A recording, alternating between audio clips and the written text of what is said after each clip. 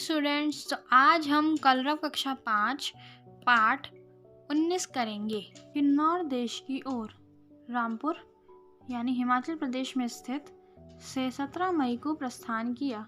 यद्यपि मेरे पास एक ही खच्चर का सामान था, किंतु पहाड़ में अकेला खच्चर ले नहीं जाया जा सकता था। इसलिए सामान के लिए 2 खच्चर और सवारी के लिए एक घोड़े का प्रबंध किया था कि अभी कुछ दूर ही गए होंगे कि घोड़ा थमकने लगा। साथ चलने वाले लड़के से पूछा, घोड़े की पीठ तो कटी नहीं है? लड़के ने पहले इधर उधर करना चाहा, किंतु ले जोर देने पर बोला, हाँ पीठ कटी है। मैंने घोड़े को लड़के के हवाले करके कहा, इसे तुरंत अस्तबल में ले जाकर दूसरा घोड़ा बदल कर ले आओ। मैं गौरा में प्रतीक्षा करूँगा। 3-3.5 घंटे में गौरा डाक बंगले में पहुंच गया।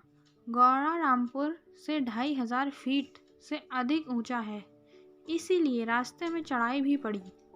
2-3 घंटे में घोड़े के आ जाने की पूरी उम्मीद थी, किंतु घोड़ा कहाँ आने वाला था।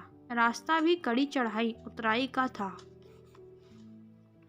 धूप भी तेज थी, मत पूछिए अंतिम 4 मील ने क्या गति बना दी, किंतु हिम्मत छोड़ने की बात ना थी। रास्ते में बुशहरी नारियां डांडे पर के किसी मेले से खूब बनी ठनी लौटी आ रही थीं। कोई गीत गा रही थीं, किंतु यहाँ देखने सुनने के लिए दिल कहाँ था। आगे बढ़ तो रहा था, किंतु हर पाँव घंटे पर जान पड़ता। फिर भी 21 मील की यात्रा करके सूर्यास्त के समय सराहन के डाक बंगले पर पहुंच गया। बंगला बंद था। मालूम हुआ चौकीदार साहब मेला गए हुए हैं, आज रात को शायद ही लौटें। खैर, कोली बूढ़ा कुछ बीमार था, इसलिए वह मेला ना जा सका था। नहीं तो उस थकान में 7000 फीट की ऊंचाई पर रात में बाहर घास पर बैठना बहुत प्रिय नहीं लगता। बूढ़ा कहीं से कुर्सी ले आया। पूछताछ करने पर मेट के पास चाबी निकल आई। थोड़ी देर बाद दौलत राम भी खच्चरों को हाके आ पहुँचे। जान पड़ता था वह हमसे भी अधिक थके मांदे हैं। दोपहर को छाछ भर पिया था, इसलिए भूख तो लगनी ही ठहरी, किंतु इस समय थोड़ा लेट जाने का ख्याल था। हमें सबसे ज़्यादा चिंता थी कि कल की यात्रा अगले दिन पैदल चलने की शक्ति नहीं थी। अभी हम किन्नौर देश नहीं पहुँचे, अभी 3-1 मील और चलना पड़ा।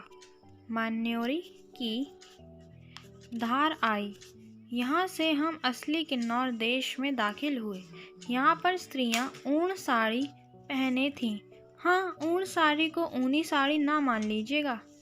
ये काफ़ी लंबा चौड़ा पतला कंबल होता है, जिसे स्त्रियाँ दाहिना कंधा खोले कांटे से इस प्रकार पहनती हैं कि सिर को छोड़कर सारा शरीर ढक जाता है। किन्नौर देश की स्त्रियां पुरुषों की भांति टोपी लगाती हैं, जिसके 3 भाग में उठे कंटपे जाड़ों में नीचे गिरकर कंटोप का कारण देते हैं। रास्ता तिब्बत हिंदुस्तान सड़क का था और वह बहुत परिश्रम से बनाया गया था, इसमें शक नहीं, किंतु वह कितनी ही जगहों पर कठिन था। हम आसानी से दुकान और सराय के पास पहुंच गए। सराय के दुपहले और शायद खटमल पिसुओं से भरे बरामदे को नापसंद कर मैंने दुकान की छां पसंद की। दुकान में काफ़ी आलू पड़े थे और गुड़ पर मक्खियाँ भिनभिना रही थीं। मेरे खाने खरीदने की वहाँ कोई चीज़ ना थी। पास के कटे खेत में अपनी राबड़ी डाले खंपा पड़े थे। खम तिब्बत में चीन की सीमा पर एक प्रदेश है। शायद इनके पूर्वजों में से कुछ किसी समय खम से खाना बदोशी करने इधर आए हों। इन लोगों का कहीं घर नहीं है। इनका काम है छोटा मोटा सौदा खरीदकर इधर उधर बेचना। जाड़ों में ये मंडी शिमला, हरिद्वार, दिल्ली तक पहुंचते हैं और गर्मियों में सतलज और गंगा की घाटियों से पश्चिमी तिब्बत। पास में खड़े खंपा बच्चों को देखकर मैंने उनसे तिब्बती भाषा में कुछ कहा। उनके कान खड़े हो गए। एक तरुण और उसकी माँ पास आई। तिब्बती भाषा में बात करते देख उन्हें आश्चर्य हुआ। मैं बनिए के आदमी से पीने के लिए पानी मांग रहा था। तरुण ने कहा, मैं चाय लाता हूँ। यद्यपि मैं केवल ठंडा पानी चाह रहा था, किंतु तरुण के सत्कार को कैसे ठुकरा पा सकता था। माँ चाय बनाने चली गई। मैं तरुण से बातचीत करने लगा। मेरी दृष्टि उसके स्वच्छ, स्वस्थ और प्रसन्न मुंह पर थी। उन्हें देखकर मेरे मन में भी यह ख्याल उठा, इन्हीं की भांति निर्द्वंद हो गधा, खच्चर और तंबू लिए एक देश से दूसरे देश मैं घूमूं। काश मैं 20 बरस का हो जाता, फिर इसी तरुण से कहता, लो दोस्त, अब मुझे भी अपने परिवार में शामिल कर लो। शाम तक हमें नचार पहुंचना था। हम धीरे धीरे आगे बढ़े। अब चढ़ाई थी। चढ़ाई पूरा करने के बाद हम देवदारों के सुंदर वन में थे। सारे रास्ते का यह सबसे सुंदर भाग था। सारा पर्वत सदा हरे रहने वाले देवदारों से ढका था। बीच बीच में कुछ गांव भी मिले। एक गांव सड़क से नीचे पास ही था, जिसमें मंदिर था। 18-20 खूंद का सुंडरा गांव यही है। इसी के पास किसी गुफा में बाणासुर की भार्या ने 7 संतानों को जन्म दिया था। 23 मील की यात्रा पूरी करके 5:30 बजे हम नचार पहुँचे। वहाँ बंगले में रुके। रात को मैं इत्मीनान से सोया। वहाँ ढिल्लन साहब मिले। ढिल्लन साहब ने बताया, इधर बहुत भालू हैं। वे आदमी को कम किंतु गाय, भेड़, बकरी और को मारकर खा जाते हैं। ज़्यादातर काले भालू हैं, किंतु ऊपर कंडों में भूरे भालू भी सुने जाते हैं। देर तक दिमाग तरह तरह के विचारों में डूबा रहा कि यह घोर जंगल है। यदि भालू इधर आ जाए तो। अंत में नींद आ गई। भालू सपने में भी नहीं आए। सवेरे हाथ धोकर ढिल्लन साहब के यहाँ चाय पी। स्नान की बात मत पूछिए। सप्ताह में एक बार स्नान मैं यहाँ के लिए पर्याप्त समझता हूँ। नहीं तो हिमालय की पवित्र वायु का महात्म्य ही क्या रहेगा। नचार से 3 मील वाड़तू के पुल तक उतराई ही उतराई है। वाड़तू बंगले पर कोई घंटा भर में पहुँच गए। अब 8 मील और रहते थे। यहाँ विश्राम करने के लिए काफ़ी समय था। अभी कल का भोजन पच नहीं पाया था, अतः पानी ही पिया। यहाँ के चश्मे के शीतल मधुर जल को अमृत कहना अतियुक्ति ना होगी। बंगले के आसपास ऊंची नीची ज़मीन है। 2-3 चूली खुबानी के वृक्ष भी थे। 4 घंटा विश्राम के बाद चलने का निश्चय किया। ये किसने लिखी है? राहुल संकृतायन। ये इन्होंने अपना यात्रा वृत्तांत इसमें शेयर किया है। कैसे उन्होंने अपनी यात्रा रामपुर से स्टार्ट की, खच्चर वगैरह के बारे में बताया है। उनका जब खच्चर और जो घोड़े की पीठ जब कटी तो उन्हें वापस कर दिया, तो इससे ही पता चलता है कि वो एनिमल्स मतलब जानवरों से भी बहुत प्यार करते थे, उनकी केयर करते थे। फिर वो घोड़ा बदल के लाने को कहा। जब तक घोड़ा नहीं आया तो फिर इन्होंने इंतज़ार किया। वहाँ पे इन्होंने औरतों से मिले ये, लेकिन उनसे बात नहीं कर पाए क्योंकि इनको जाना था। फिर उसके बाद आगे इन्होंने पहुँचे ये। फिर वहाँ पे एक रात सोए।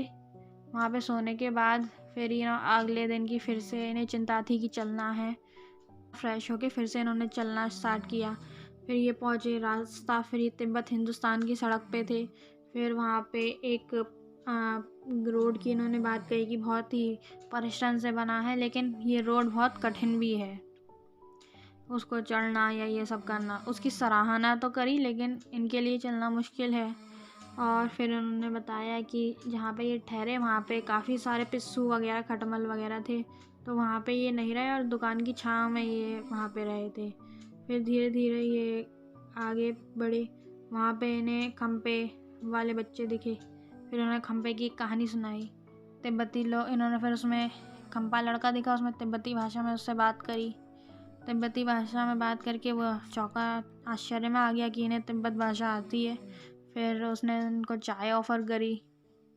फिर ऐसे ही आगे आगे करके ये पहुँचे देवदार के वृक्षों के जंगल में, जो कि इन्हें सबसे सुंदर भाग लगा इस यात्रा का।